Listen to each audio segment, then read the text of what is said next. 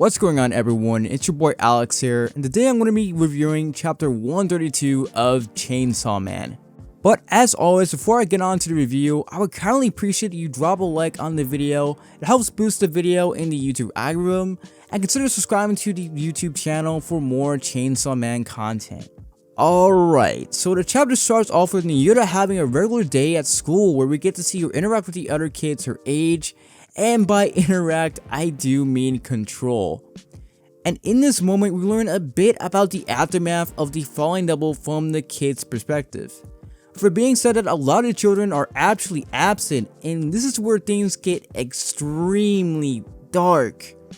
Because while some of the children have seemingly moved with their families to get away from the major cities, where a lot of doubles spawn at, like Tokyo and Shibuya, a large amount of the children died or they've been reported missing by their parents, when in reality the missing people that they're speaking of were most likely sent to hell by the falling devil and fed to the devils there. And the way the children are reacting so nonchalantly to the situation honestly does speak to how normalized events like the falling devil really are in the world of Chainsaw Man. And just when I thought there was going to be a Nayuta school arc, a SWAT team breaks into the cafeteria like it's Rainbow Six Siege and arrests Nayuta. Then we cut to Asa having a nightmare running across the dead chickens with no end in sight, similar to Denji's dream of the door, with the door of course being the representation of Denji's repressed trauma. We then see Asa wakes up at the hospital with many of the other falling devil victims, and we really get to see the aftermath of the direct attack made on Tokyo by the falling devil, and this is definitely giving me Fire Punch vibes of how dire the situation in the world of Chainsaw Man seemingly is in. Because the hospital is just jam-packed with people, with doctors and nurses constantly reeling in patients, but there seemingly not being enough staff to tend to all the people sitting out in the lobby. I really do love that we're seeing this because in part 1, we never got to see the collateral damage in the aftermath of many of the fights in the series. We're feeling more like an action movie with how that was, where now in part 2, it definitely feels a lot more realistic, and it kind of does expand more on the world building of the series. And as all this chaos is going on, we get to this really unsettling line from one of the victims sitting next to Asa, who comments that Asa looks a lot like one of her grandchildren that was crushed by the debris of the falling devil. And this really seems to hit Asa hard, as the reason why the falling devil did come to the area in the first place was to capture her. And she seems to go into the catatonic state where all she can think of is how Chainsaw Man saved her again. And as Asa is thinking deep in her thoughts, a TV is playing in the background when we learn that more than 2,000 people have died or have been reported missing in Japan alone. But the falling devil's gravity manipulation not only affected Japan, but the entire world, causing earthquakes and landslides, which without a doubt caused even more collateral damage, leaving many people injured, dead, or without a place to go, spreading widespread fear across the world, which will only make the devils in hell grow even stronger than before. Where we see that there are even reports that if they see anyone trying to incite fear, to report them to the authorities, obviously as a way to stop the devils from growing even stronger, but also to not spawn in a strong devil like how the gun devil spawned into the world after a terrorist attack occurred in the United States. We then see that this isn't a news report, but a speech being given by a young man who's advocating for Chainsaw Man, with Chainsaw Man seemingly taking the credit for defeating not only the gun devil, but also the falling devil, which is far from what actually happened. The youth goes on to say that Chainsaw Man saved us for no reward, and that he wants to work with him, and that he and his followers who think like he does founded an organization in his name to achieve the same goals. And in the next panel, the young man speaking is revealed to be Pretty Boy Chainsaw Man fan Haruka Isayumi, who reveals the name of his organization to be the Chainsaw Man Society for World Peace. It appears that he's on a talk show informing the masses of the prophecy of Nostradamus and to join his organization to help fight alongside of Chainsaw Man and prevent the coming disaster that is to come. Now, what's ironic about all this is, in reality, this is actually making people less afraid of Chainsaw Man, and the weaker he actually becomes, as we saw with this fight against the Fallen Devil. It's fair to say that Chainsaw Man has regressed in his strength to the point where he probably couldn't even stop the coming disaster that's going to happen by the end of the story, even though at one point he went head to head and even beat multiple weapon devils and the 4 horsemen of the apocalypse. Then we see the talk show host who pretty much clowns on Haruka, but I don't doubt that the reason why the prophecy is being denied here is to try to prevent any more fear from being revoked to the public, which would undeniably make the situation a lot worse.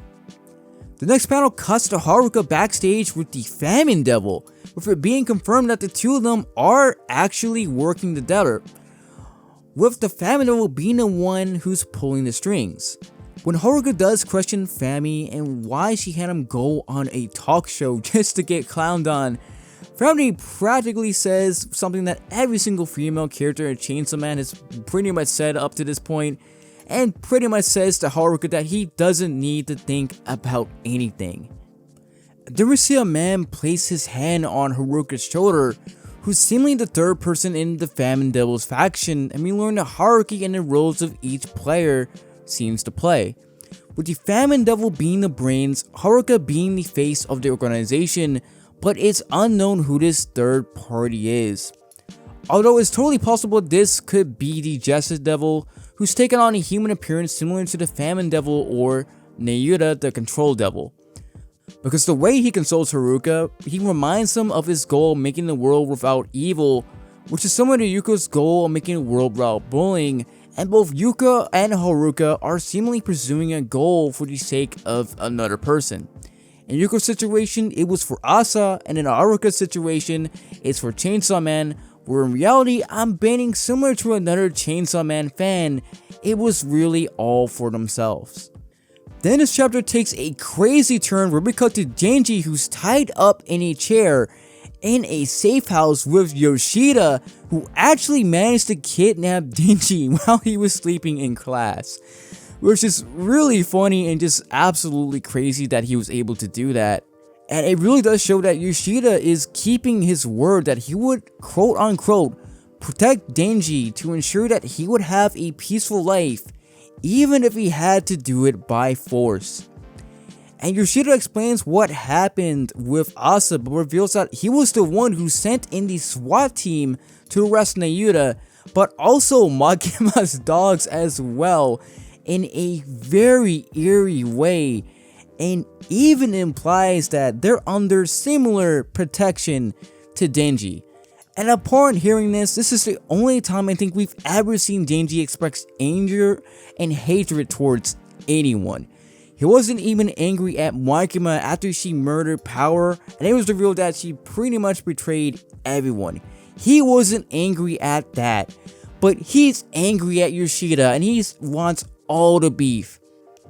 And he threatens Yoshida that if they're in the same state that he's in, he would kill him. But seeing how this didn't faze Yoshida at all, which really does sort of speak how strong Yoshida is, but also how screwed in the head Yoshida really is, because Yoshida obviously doesn't think like a normal person does. And when you think about it, it makes sense, because even Kishibe did acknowledge him as being a better devil hunter than he was.